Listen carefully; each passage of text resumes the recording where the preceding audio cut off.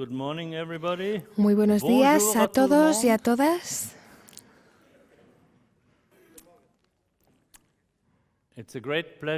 Es un gran placer para mí estar de vuelta con todos vosotros y vosotras y tengo muchas ganas de pasar un día en diálogo estimulante. Ayer, si recordáis, definí una comunidad sostenible como una que está diseñada de tal forma que sus modos de vida, sus negocios, su economía, sus estructuras físicas y sus tecnologías no interfieran con la capacidad inherente de la naturaleza de sostener la vida. Y os di un breve repaso de la nueva comprensión de la vida que ha emergido en la ciencia en las últimas 3 décadas. Una comprensión desde el punto de vista de metabolismo, de redes vivas, de flujos y de ciclos. Esta comprensión es crucial para poder realmente entender la sostenibilidad ecológica. También enfaticé que la sostenibilidad no es una propiedad individual, sino la propiedad de toda una red de relaciones que implican a toda una comunidad.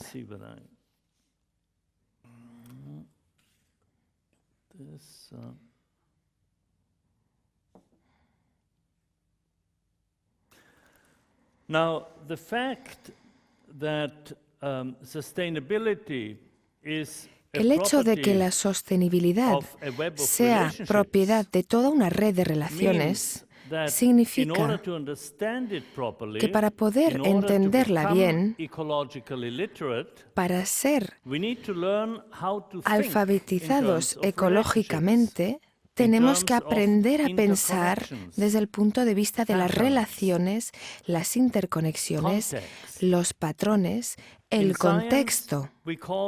En ciencia llamamos a este tipo de pensamiento pensamiento sistémico.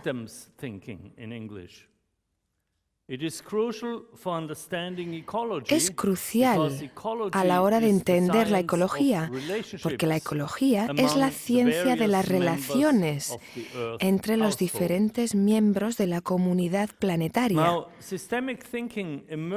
El pensamiento sistémico emergió de una serie de diálogos interdisciplinares entre biólogos, psicólogos y ecologistas de los años 20 y los años 30 del siglo pasado. En todos estos campos, los científicos se dieron cuenta de que un sistema vivo, un organismo, un ecosistema o un sistema social es un todo integrado, cuyas propiedades no pueden ser reducidas a sus partes más pequeñas.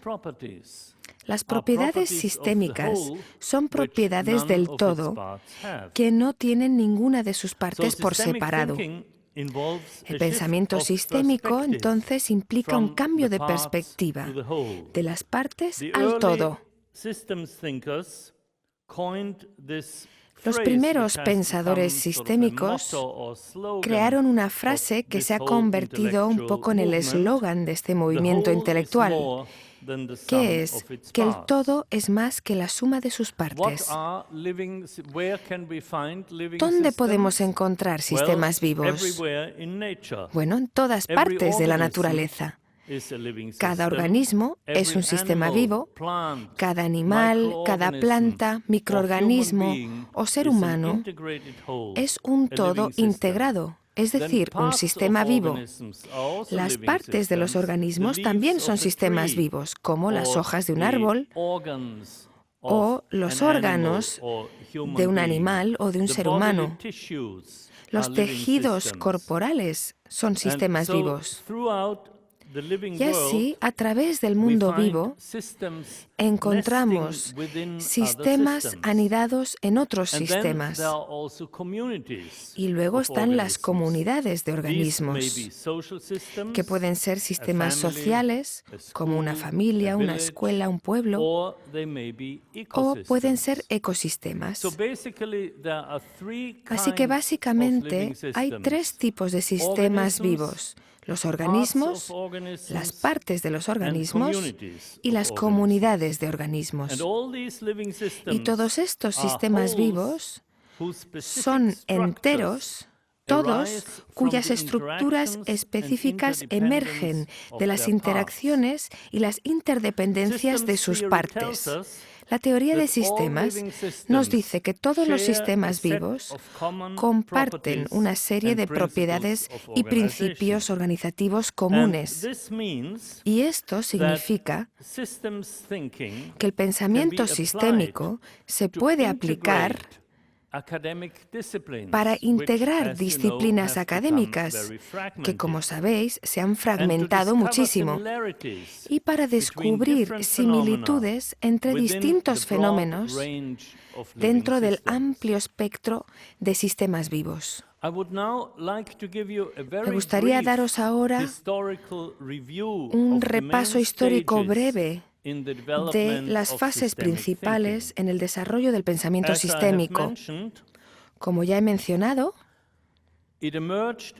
emergió en los años 1920-1930 a partir de una serie de diálogos interdisciplinares entre biólogos, psicólogos y ecólogos. Durante esas 2 décadas, los conceptos básicos del pensamiento sistémico fueron desarrollados y refinados. Conceptos como niveles de sistemas, propiedades emergentes, patrones organizativos, etc. Después, en los años de la década de los 40, vieron cómo se formularon las teorías de sistemas en sí, lo cual quiere decir que esos conceptos sistémicos fueron integrados para hacer un marco coherente teórico para describir esos principios organizativos de los sistemas vivos. A esto lo llamo las teorías sistémicas clásicas, que incluyen la teoría sistémica general y la cibernética. Y llego ahora al punto más importante de este breve resumen histórico,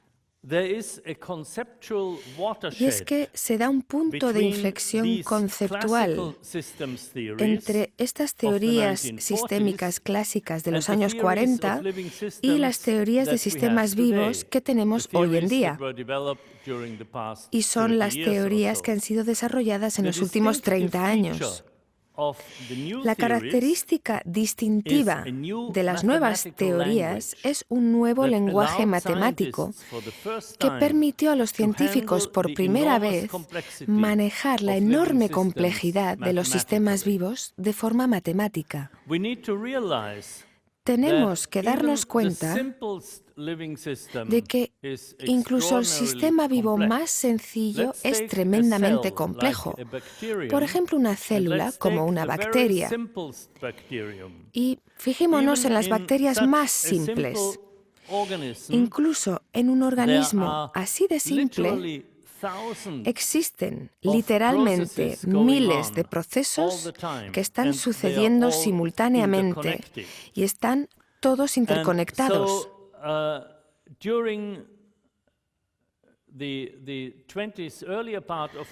Así, en la primera mitad del siglo XX, no había manera de representar esto matemáticamente, estos sistemas de interacciones altamente complejos y no lineales.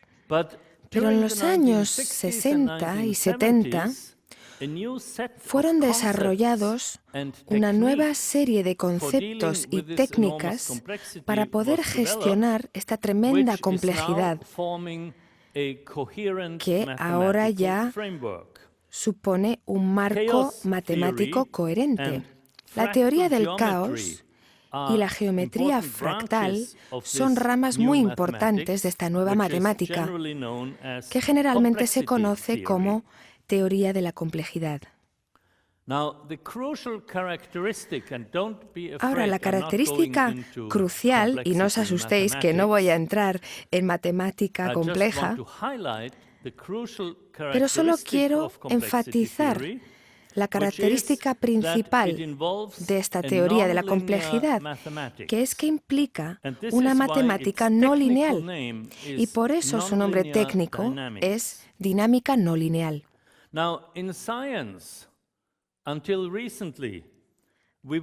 Ahora, en la ciencia, hasta hace poco, se nos enseñaba a evitar las fórmulas no lineales porque eran muy complejas de resolver.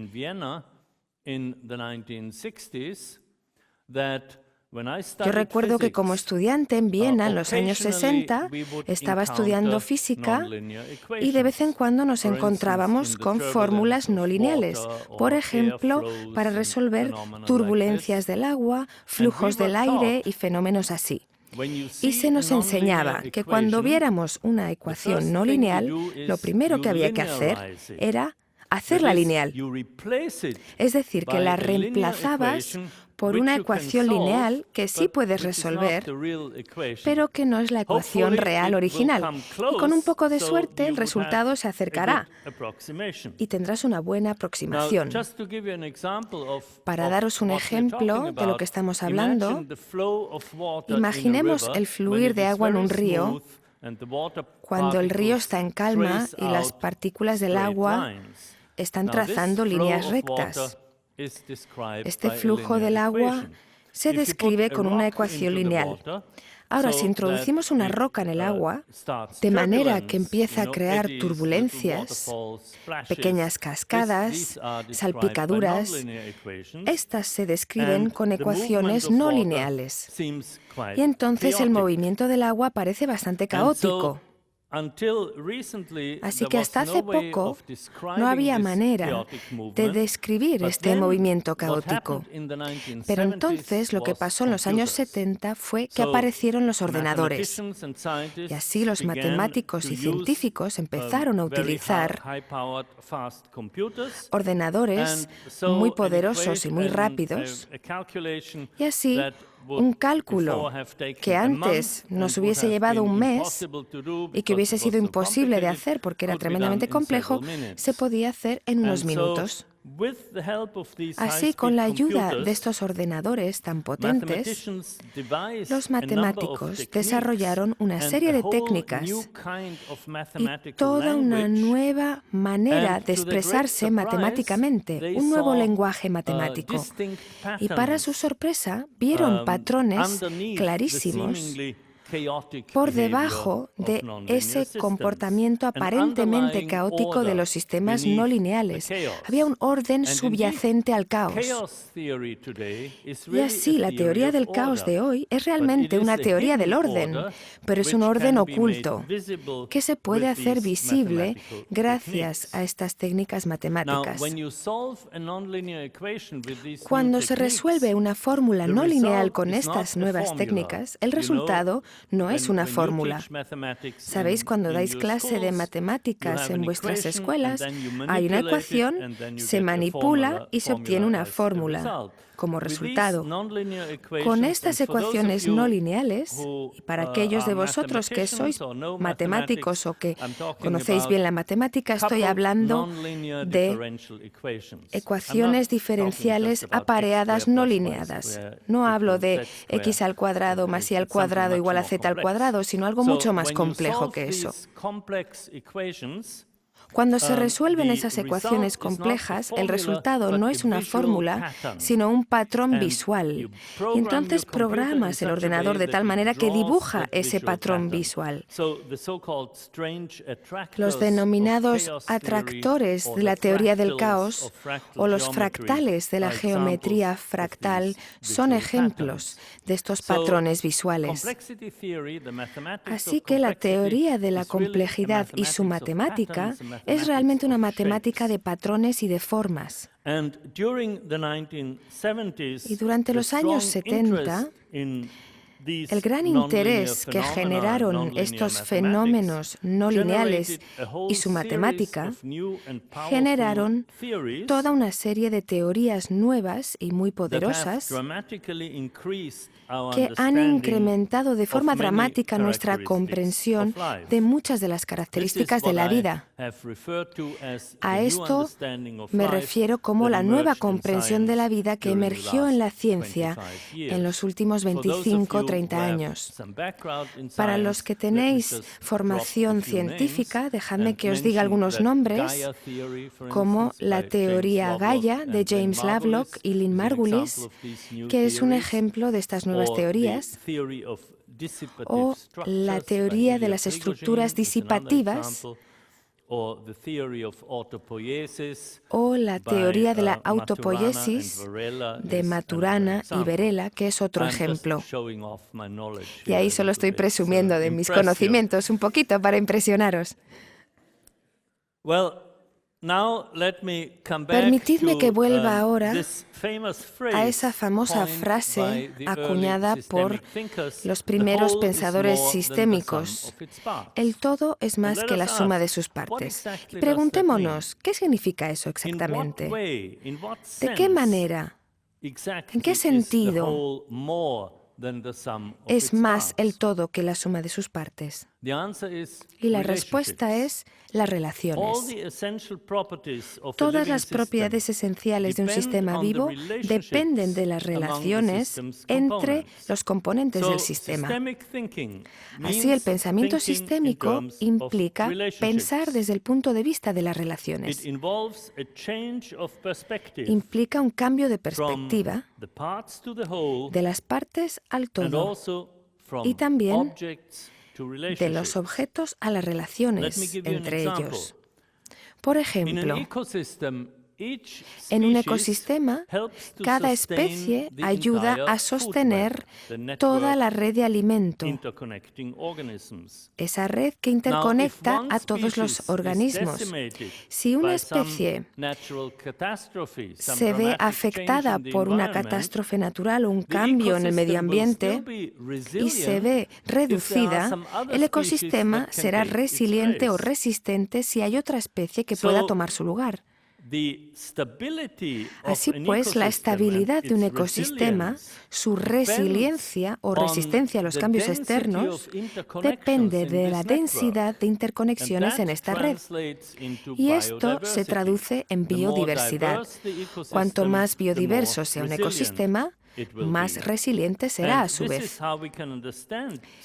Y esta es la manera en que podemos entender la estabilidad y la resiliencia en términos de relaciones dentro de esta red de alimento en el ecosistema. Entender las relaciones no es tan fácil para nosotros, y sobre todo para aquellos de nosotros que hemos sido educados en ciencias, porque va contra la visión científica tradicional occidental. En ciencias se nos ha dicho que las cosas se tienen que poder medir, se tienen que cuantificar y se tienen que pesar. Pero las relaciones no pueden ser medidas ni pesadas, sino que tienen que ser mapeadas. Hay que dibujar un mapa para ver cómo las cosas están interconectadas. Así que ahí tenemos otro cambio de perspectiva, de medir a mapear. Otro ejemplo de esto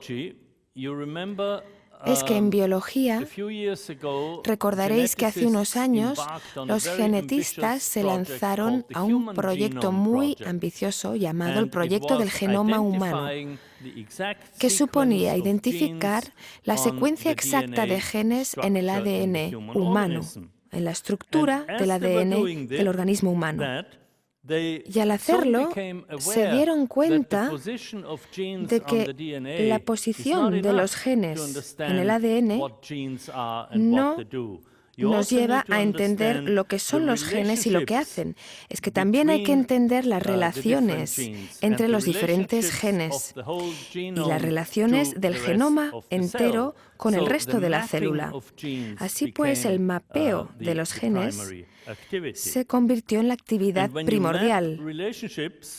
Y al mapear estas relaciones, se descubren ciertas configuraciones que suceden de manera repetida, y esto es lo que llamamos un patrón.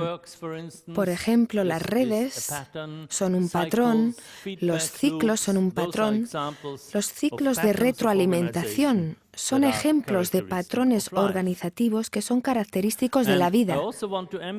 También quiero enfatizar que mapear las relaciones y estudiar los patrones no es un enfoque cuantitativo, sino cualitativo. Así, el pensamiento sistémico implica un cambio de perspectiva, de la cantidad a la calidad. Y esto es bastante extraordinario cuando se observa la historia de nuestras ciencias.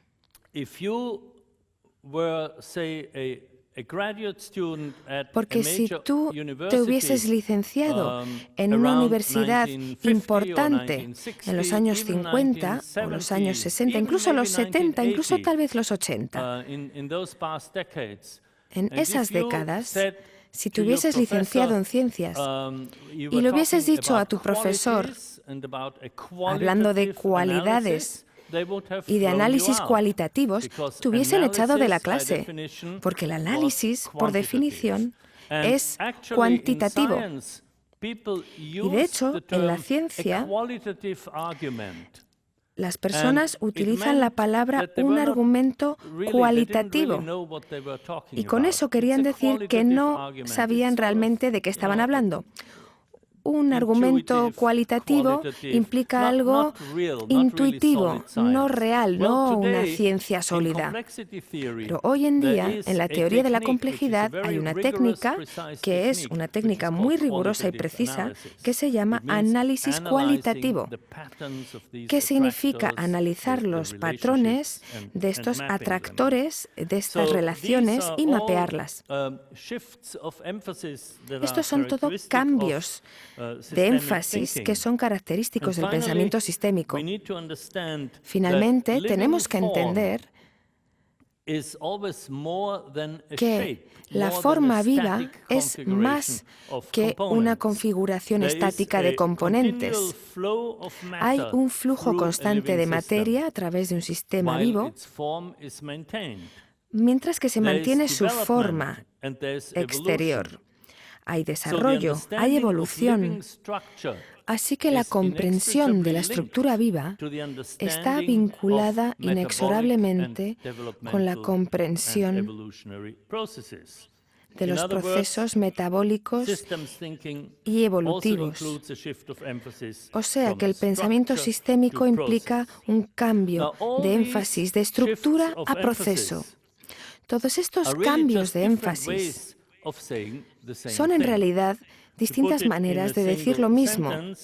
Y para resumirlo en una sola frase, podemos decir que el pensamiento sistémico implica un cambio de percepción de los objetos materiales y las estructuras hacia los procesos no materiales y los patrones organizativos que representan la esencia misma de la vida.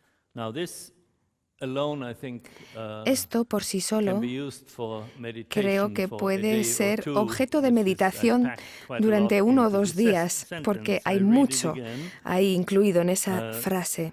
La volveré a leer. El pensamiento sistémico implica un cambio de percepción de los objetos materiales y las estructuras a los procesos no materiales y los patrones organizativos que representan la esencia misma de la vida. Cuando hablo de estos cambios de perspectiva, de las partes al todo, de medir a mapear, etc., No quiero decir que los objetos y las cantidades ya no sean importantes. Necesitamos un equilibrio entre ambos enfoques: el estudio de las cantidades medibles y el estudio de las relaciones y de los patrones que se mapean.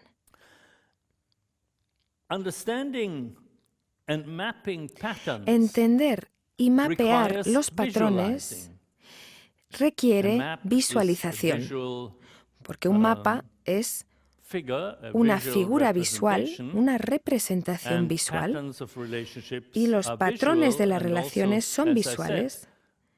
Y también, como decía, la matemática de la complejidad es una matemática visual. Y este es el motivo por el cual, a través de la historia de la ciencia, cada vez que se estudiaban los patrones como algo importante, los artistas han contribuido muchísimo al avance de la ciencia. Y dos de los ejemplos más famosos son Leonardo da Vinci, que yo he estudiado bastante en profundidad a lo largo de los últimos 5 o 6 años, debido precisamente a que me di cuenta de que su ciencia es una ciencia de patrones. Y su integración de ciencia y arte está basada en el estudio de los patrones y los procesos. Otro ejemplo es el poeta alemán Goethe del siglo XVIII, que también estudió los patrones de crecimiento de las plantas, por ejemplo, y realizó algunos descubrimientos científicos importantes. Aunque en público a Goethe se le conoce solo como poeta y escritor, normalmente, y no como científico. Al igual que Leonardo da Vinci, normalmente se le conoce como pintor e ingeniero, y no como científico. Pero ambos eran científicos brillantes. El hecho de que los patrones han de visualizarse y su conexión con las artes abre una puerta muy interesante para los maestros, para los profesores, para permitirles integrar las artes en el programa escolar. No hay casi nada más efectivo que las artes a la hora de desarrollar y refinar la habilidad natural de un niño, de una niña, de reconocer y expresar los patrones. Y lo podemos hacer visualmente a través de las artes visuales y también a través de la música. Y se ha demostrado en estudios, por ejemplo, que los niños que cantan en coros o que tocan un instrumento luego son muy buenos en las matemáticas, mejores que otros niños, debido a esta práctica de reconocer patrones. También se pueden utilizar las artes escénicas para crear patrones sobre el escenario en un espectáculo. Y creo que igual no lo tendría que revelar, que vamos a hacer algo. Vamos a ver algo. Bueno, es un secreto. No sé qué vamos a ver.